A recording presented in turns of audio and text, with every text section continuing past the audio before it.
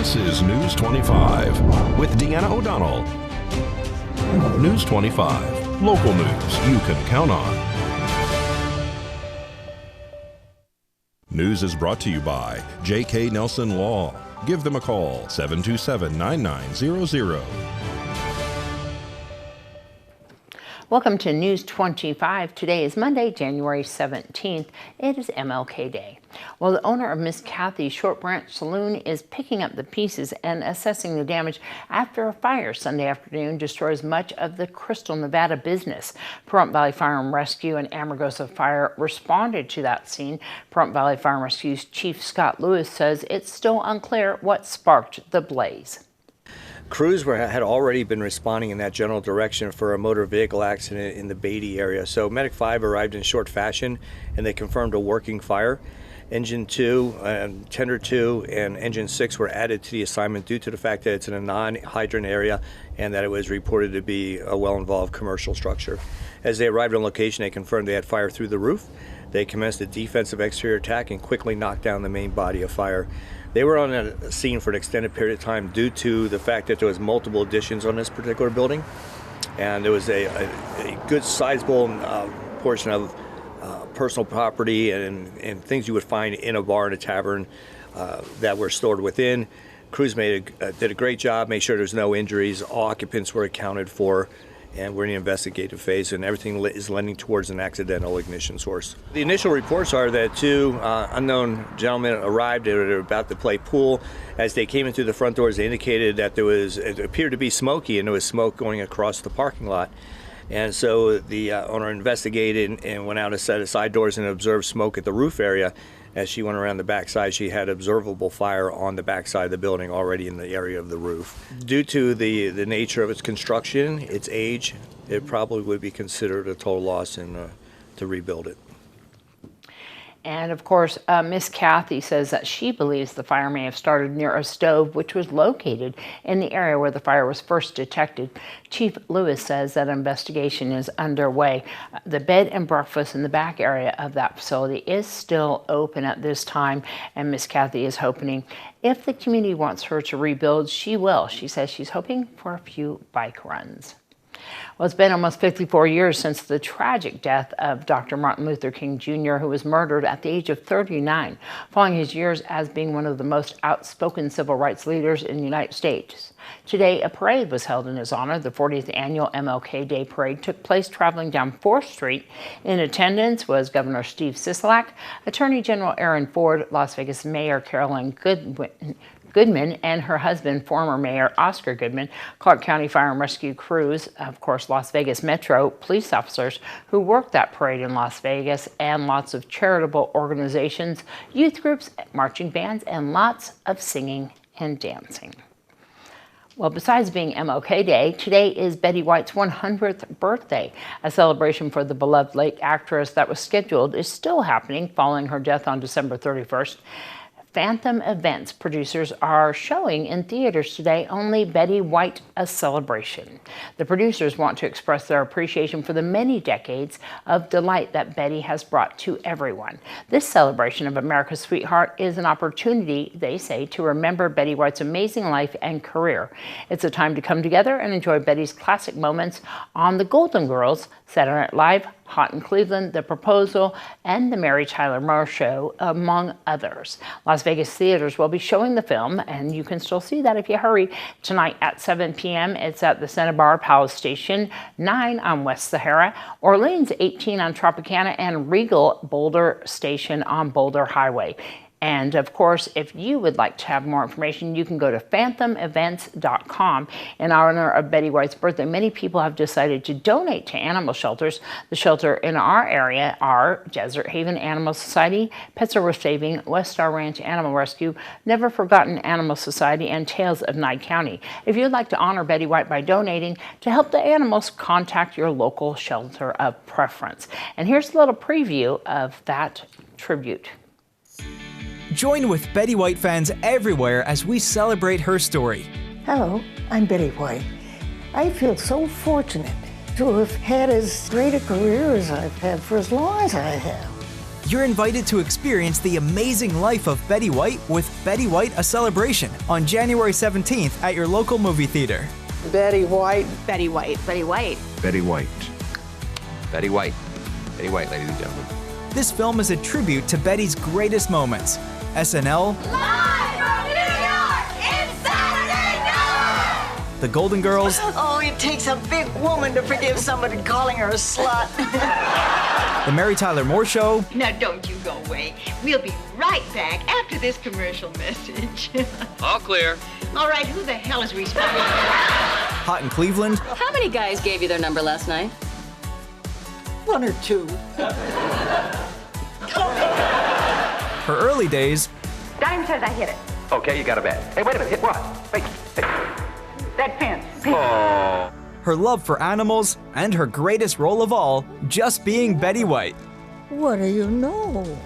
Hear first-hand accounts from Betty and all the stars that were there. We love you, we love you, we love you. There's only one place to get the real Betty White. How have you been, Ted? It's the story Betty wanted to tell. A great bedroom, Sue Ann. You won't want to miss this special event at your local movie theater. Come on, what are you waiting for? Go ahead. Tickets on sale now for Betty White: A Celebration at fathomevents.com. It's just the magic of Betty White. Not everybody has that. Don't miss it. Happy birthday, Betty. And once again, that's fathomevents.com with an F. Well, 2 people are hurt when they flee from deputies and crash their motorcycle in the desert. Now they face charges too. The Nye County Sheriff's Office and Nevada Highway Patrol were involved in a police pursuit involving a motorcycle on Charleston Park Saturday afternoon. The bike traveled through the homeless camp where it crashed off Oyster Avenue near Basin Avenue. Both riders were injured. The male suffered a broken leg and was transported via Mercy Air to a Las Vegas trauma center. The female was complaining of difficulty breathing. She was also transported via Pahrump Valley Fire and Rescue ambulance. Both individuals are also in custody now and facing charges related to the pursuit and crash. More news right after this break. You're watching News 25, the most recognized and farthest reaching local news in Nye County. News 25, local news you can count on. Welcome back to News 25. Well, a man with a history of domestic violence is under arrest as a result of an incident in Tonopah. Brad Francis has the details. Thomas Stone is under arrest and has been booked into the Tonopah Detention Center, where he faces 1 count of domestic battery by strangulation. On January 12th, Nye County Sheriff's Office deputies were dispatched to a report of a domestic battery at a home in Tonopah. The victim told officers she and Stone had gotten into a physical altercation earlier that day. She said Stone choked her with his arm from behind and stepped on her neck with his foot. Officers say they observed marks consistent with strangulation on the victim's neck, as well as 2 abrasions on her forehead and marks on her right hand. The victim told officers she lost consciousness during the alleged battery. Officers then made contact with Stone in his trailer home. He told deputies the victim came to his home and started a fight with him, but no one struck or choked each other. When officers asked him about the marks on the victim's neck, Stone said she must have gotten those before coming to his place. Based on statements made by both parties, deputies arrested Stone for domestic battery with strangulation. The Sheriff's Office notes that Stone has pled guilty or been convicted of 4 prior domestic battery charges in the past 7 years. Thanks so much, Brad. Well, a woman charged with stealing more than $100,000 from the Nye County Juvenile Probation Department is back in court. Melinda Hendricks made a deal with the state and agreed to plead guilty to embezzlement and to pay back most of what she took. Nye County District Attorney Chris Arabia says it's a good deal for both sides. The unique thing about this deal is that she's entered the guilty plea, but before she's sentenced, she's going to have to pay that $75 back because I don't want to take a chance on waiting years or whatever.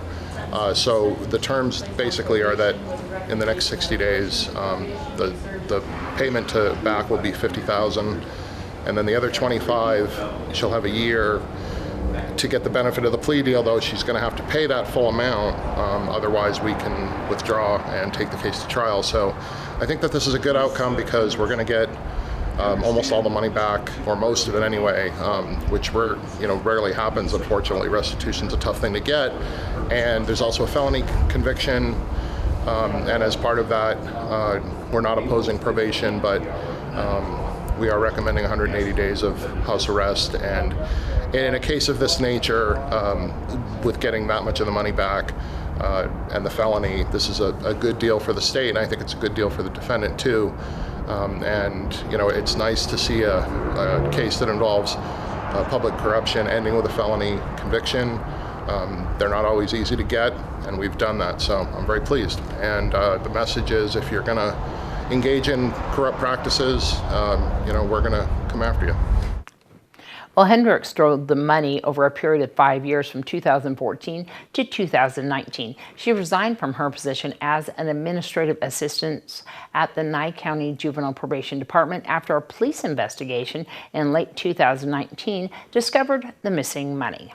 Well, while we are enjoying a mild winter, many people still turn to space heaters to keep warm, and that can be dangerous if they aren't used correctly. In fact, according to a U.S. Consumer Product Safety Commission, more than 25,000 fires are associated with the use of space heaters every year. I think it's very important for people to be careful when they use space heaters. They're necessary, they're safe, but like everything else, they need to be used properly in order to be safe. Dr. Baruch Fertel is an emergency medicine physician for Cleveland Clinic. He says if you plan to use a space heater, make sure it's on a low, flat surface. Some brands even sell ones that have a tip-over safety switch, which means it will automatically shut off if it gets knocked over. Space heaters should also be set up at least 3 feet away from any flammable items like curtains or blankets. Dr. Fertel says carbon monoxide poisoning is another concern if using a fuel-burning space heater. That specific style should only be set up in a large, well-ventilated space, certainly not in a bedroom or other living areas. Carbon monoxide poisoning can happen while warming up your vehicle as well. If you have an attached garage, never start the car without the door being fully open to the garage to allow venting and to allow some of the gases to escape. Dr. Fertel says signs of carbon monoxide poisoning can include dull headaches, weakness, dizziness, nausea, and shortness of breath. He emphasizes the importance of having a working carbon monoxide detector and smoke detector in your home. Both can be life-saving. Well, is there a way to remodel your home and also keep calm? Bailey Carson's going to tell us how to do that in our Ask Angie report right after this break.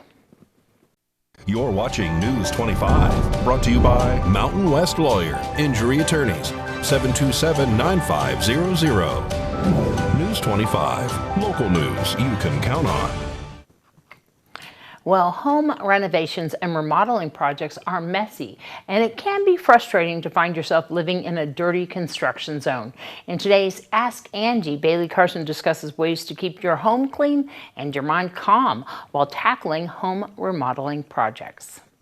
Remodeling projects can be stressful enough without having to deal with all the mess they tend to create along the way. Fortunately, Bailey Carson, a home care expert at Angie, is here to offer tips on how to prep for the big remodeling project and steps to take before, during, and after the project to keep your home clean and organized. Dust, dirt, and debris from construction mess can ultimately feel like glitter. It goes in every crevice and feels impossible to get rid of. To avoid this and keep your belongings clean, I'd start by prepping the area really well. Remove everything you can, all your belongings, and even things that might be affixed to the wall, like light fixtures, art, and other valuables. Cover heavier furniture that cannot be moved with plastic to keep it clean. Also consider covering furniture in adjacent rooms to avoid the mess from spreading. If possible, seal off the area by hanging plastic sheets over windows and doorways. This will help contain the dust and dirt to one area. Depending on where your project is in your home, you're likely to have pros walking through multiple rooms every day. To keep the work boots and debris contained, create a designated walkway. You can use craft paper, tarps, plastic sheeting, or even old rugs and sheets to create a designated area that will stay clean as pros work throughout the house and also create a pathway to rooms they'll need, like the bathroom. While it may seem cumbersome, creating a daily cleaning routine will help avoid a major mess at the end of the project. Ask contractors to move clutter before the end of each workday and to isolate construction materials to the remodeling area. You can prevent the buildup of any dust and debris by also cleaning regularly. At the end of each workday, sort of start at the top. So use a cleaning spray and a soft cloth to wipe down any hard surfaces, and then eventually get to the floor where you'll want to vacuum or sweep as appropriate. In addition to covering your windows with plastic film, try to remove screens and open the windows as much as possible throughout the project. This will avoid drywall dust from sticking to the screens, which can be hard to clean. If your screens do get dusty, try to vacuum them or brush off the dust with a soft bristle brush before rinsing them. If your budget allows it, you may want to bring in professional cleaners weekly to keep things looking great. Definitely bring in cleaners at the end of your project to do a deep clean of the whole house and get any remaining dust and debris out of there. Great cleaners who do quality work will make it so you never knew there was any mess there to begin with. Do you have questions about your home projects? Tweet them using hashtag AskingAngie. That's hashtag AskingAngie, and you may get some tips in an upcoming segment. Thanks so much, Bailey. Well, for this Monday edition of Save a Pet, we're inside the cat room at Desert Haven, and that's where we find Darby O'Donnell Westerman, who's hanging out with Buck. Today's Save a Pet segment is made possible by Realty Executives in Action. Put the team at Realty Executives in action for you. Hi, I'm Darby here at Desert Haven Animal Society, and today we are joined with Buck. Buck was found on Thousand Airs. We decided to name him Buck. You know, money. Very beautiful kitty, 3-year-old domestic short hair, gray and white. His gray areas are actually kind of like a tabby in the sense of like it has like striping like a tiger between like gray and black. He has it on his head and down his back, but he has these beautiful white chest and gold eyes. Just so pretty. Very, very, very affectionate cat. Loves attention. He gets so excited when people go up to his kennel. He wants to play with you really, really badly. He accidentally might go and like grab onto you because he does actually have extra claws on his front paws, which is adorable. So he has massive paws. He's a very thick cat, just super duper sweet, wants to give you lots of love and attention. If you want to come and see Buck or any of his friends here at Desert Haven Animal Society, please give them a call, 775-751-7020, or you can always look them up on their Facebook page at Desert Haven Animal Society. Bye, Buck. News 25 Weather Cam is brought to you by Lerner and Rowe Injury Attorney's Office in Pahrump. In a wreck, need a check? Call 702-877-1500. And it is a beautiful night out tonight. We're going to find out what's in store for your weather right after this break.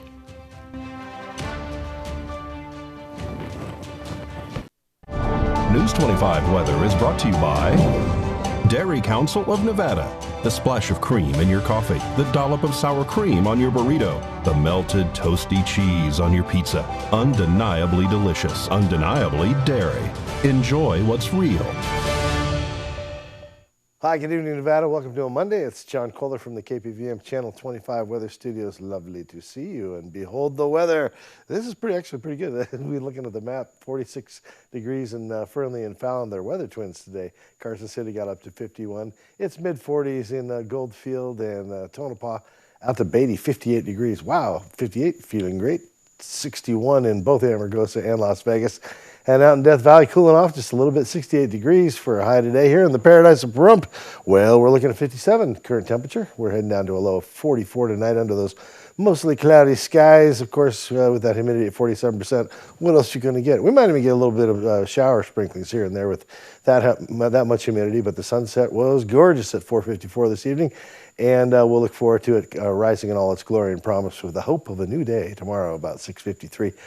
Heading for a high tomorrow, 61 degrees. There's going to be some clouds in the morning that'll burn off in the afternoon. We'll end up at 39 degrees tomorrow night with the winds out of the southwest at 7 miles per hour. And as we head on into the week, what do we got? Oh, clouds next couple days. Winds kicking up on Wednesday and Friday, Saturday. Looks like we're going to have a little increase in winds, but nothing really drastic. A couple days of clouds and then 5 days of sunshine. Baby, feeling good at 61 to about 64 degrees. About a 3-degree weather swing in the temperatures this week. It's going to be kind of boring that way, but winds on Friday, man, buy a kite, make plans. It'll be fun. Back to the desk. Here's Deanna. Well, we hope everyone had a wonderful Martin Luther King holiday. And of course, happy birthday once again to Betty White. If you want to donate to the shelters, you could still do that. And we want to let everybody know that Buck, the cat that featured in Save a Pet tonight, has been adopted. We found out that he was adopted by our own cameraman, Kip McGee, and he has renamed him Knight. Congratulations, Kip and Knight. That's going to wrap up this edition of News 25. I'm Deanna O'Donnell. We'll see you back here tomorrow.